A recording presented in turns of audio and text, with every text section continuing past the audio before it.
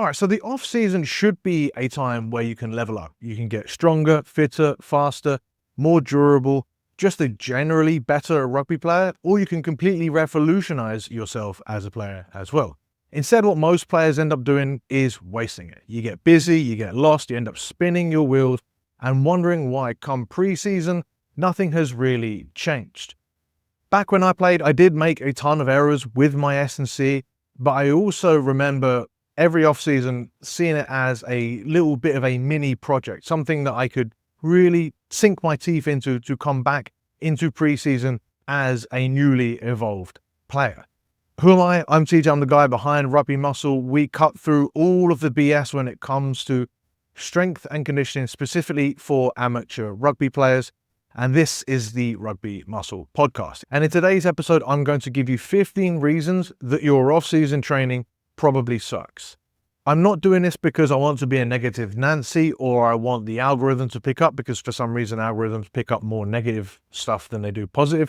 The reason I'm doing this is because your off-season is your oyster. You can do so many different things and make it work. So instead, what I'm going to do is list out common mistakes that I see rugby players do within their off-season. You're welcome to use this as a bit of an audit for your own training, and we'll just see how much your off-season plan really sucks. And look, you don't need to train like a full-time pro in order to get results. In fact, if you just train 2 to 3 sessions a week, but you do so consistently with enjoyable, effective, and efficient sessions, there's no reason that you cannot come day one of pre-season a completely new player and shock your teammates with how well you perform on the pitch. It really can happen.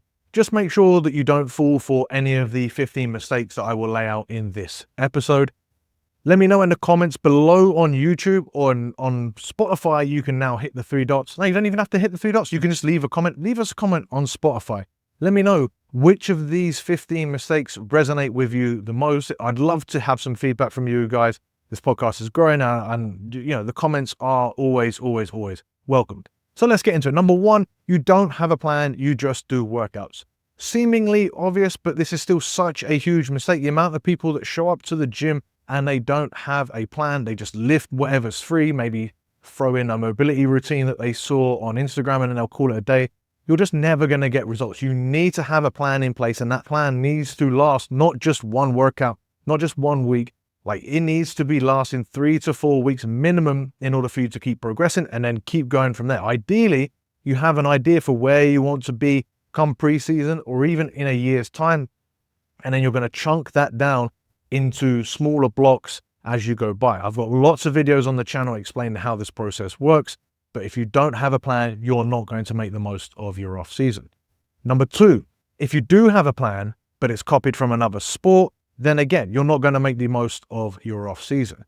If you're following a program designed for another sport, then that means that your program is going to get you better at that other sport, not rugby. Rugby is unique. It is not CrossFit. It is not powerlifting. It is not bodybuilding or Olympic lifting. You can take some inspiration from these sports, but ultimately you need a plan that fits rugby's demands. None of these other sports have the exact same demands as rugby player does, and particularly as what you do. So you've got to weigh out what you need as a player and make a plan from there. Or, I don't know, ask someone else for a plan. I know a guy. Links in the description below. Number 3, this is quite classic. You think that off-season is bulking time. Off-season, yes, it is for building, but it is not for getting sloppy. You want to focus on getting quality gains, not just adding kgs to the scale. This is a mistake that I made before the most difficult preseason that I ever had. I gained over 8 kilos in the off-season, which was a space of about 10 to 12 weeks, which is never, ever a good idea. Ultimately, most of that bulk that I did build was lost by the time that the season started. And that's not even a bad thing, because most of the bulk that I did build was, you think about 8 kilos in such a short space of time. That is not muscle. Muscle building is not a fast process. And muscle building is not really the end goal of your rugby strength and conditioning. The end goal is to build strength and power so you can dominate collisions. Muscle is a part of that. You want to get bigger, but the reason that you want to get bigger is because the more muscle that you have, the more force that you can produce. Okay, so this is the priority. It's about producing the force, it's about becoming more effective in contact situations. Even so, it still takes time. The goal is to build that strength and power, not to join the front row club by accident. Number 4, another incredibly common one I see with rugby players in their off season, you do absolutely no conditioning. And I'm sorry, touch rugby doesn't count. What you need is structured energy system work. I'm talking zone 2 runs or zone 2 work in general, tempo sprints, properly progressive aerobic training.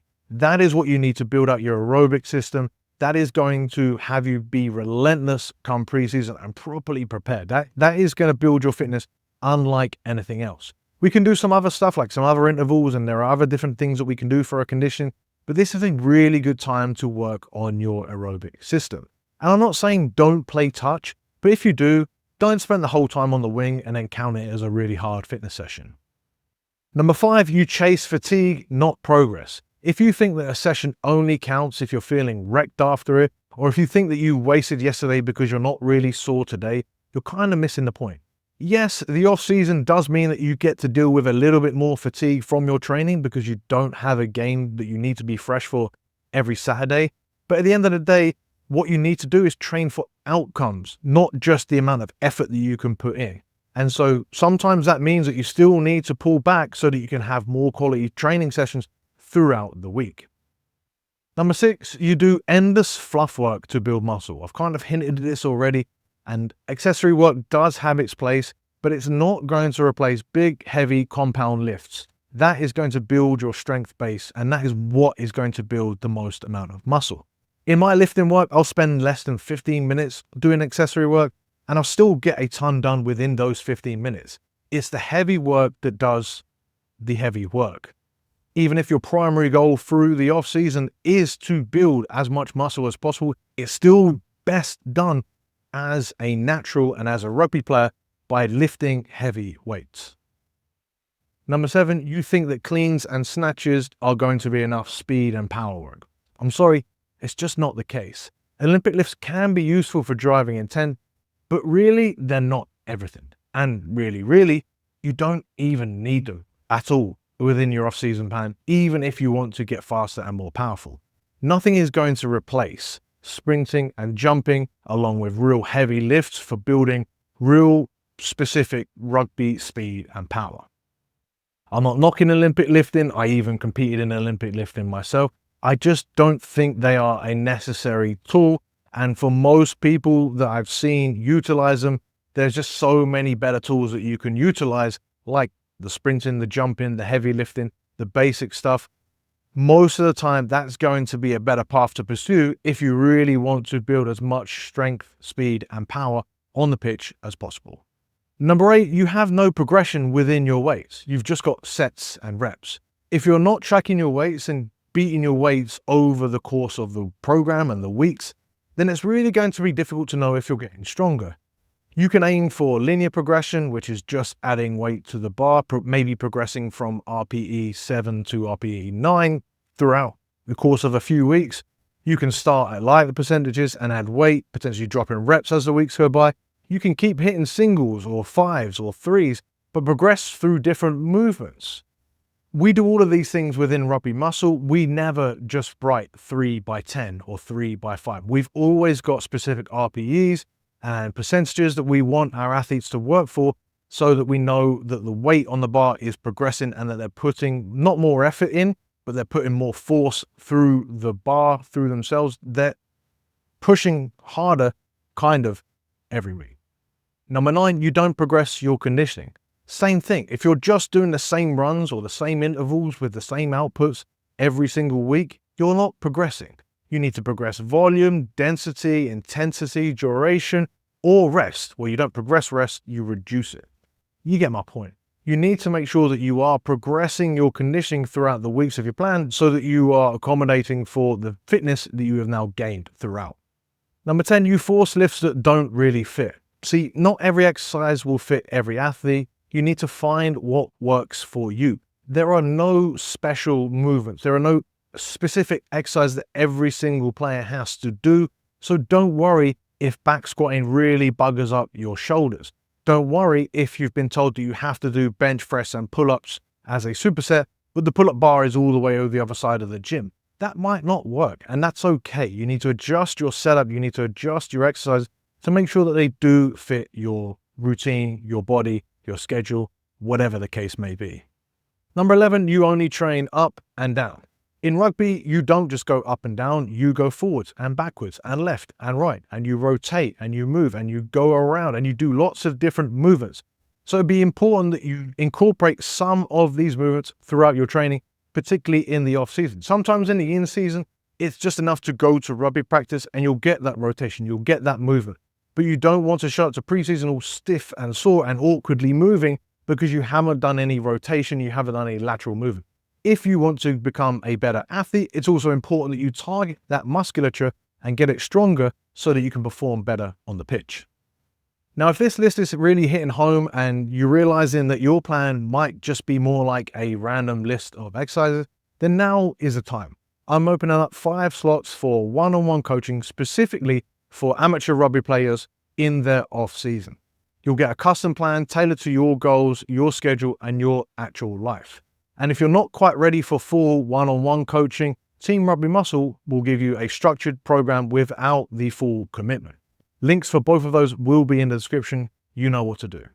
All right, so getting into our last 4 here. Number 12, you sleep like a uni student in exam week. Late nights and poor sleep really do kill recovery. Most people are so concerned with recovery, but are not getting a consistent 7 to 9 hours of quality sleep. I implore you to try this for like 2 weeks and see what a difference it makes with your energy, with your performance in the gym, with your overall well-being.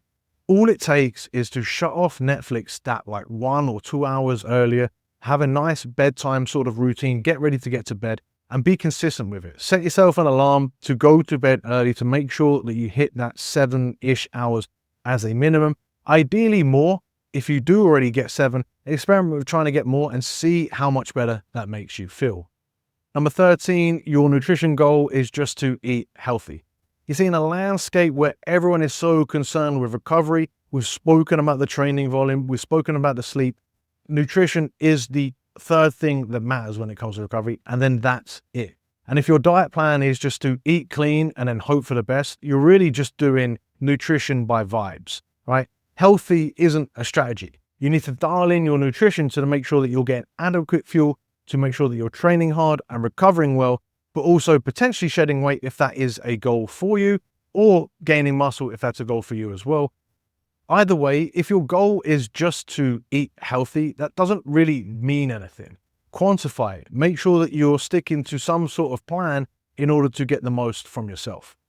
I'm not saying you have to be a Tupperware Tony or track every single bite that you have on MyFitnessPal, but I am saying it is a good idea to know how much protein you're getting in, how many fruits and vegetables on average you're getting in each day, and yeah, how many calories you're getting in, because that way you've got some data to tweak and adjust depending on where you want to be. Number 14, an absolute classic I see from rugby players. You grind really hard for 3 to 4 weeks and then you just end up ghosting the gym. Short bursts of motivation don't build results. What you need is consistency over time. Set yourself a plan that you know that you can stick to for the whole of the off season, or have an idea of what you want to be doing through the whole of off season. I'm not saying you have to be training when you're on vacation. What I am saying is consistency is the most important thing when it comes to getting results in the gym as an athlete. And number 15, you constantly second guess yourself. I see this all the time from rugby players that have reached out to Rugby Muscle. They want more information because they think that that is going to be the ticket. More information is not always better. Execution really does matter the most. Pick a plan and just follow through. Or if that really isn't working, invest in coaching or programming to make sure that it is done right. Okay, so that is the 15 reasons that your off season sucks. There is your audit. If several of these hit home, you've got a clear direction now. Your off season really can be a weapon or a waste, and it is up to you to decide. Application for the off season coaching are now open. Team Rugby Muscle is obviously there for you. Links will be in the description below. Otherwise, Take action. Stop guessing, and I'll catch you in the next one.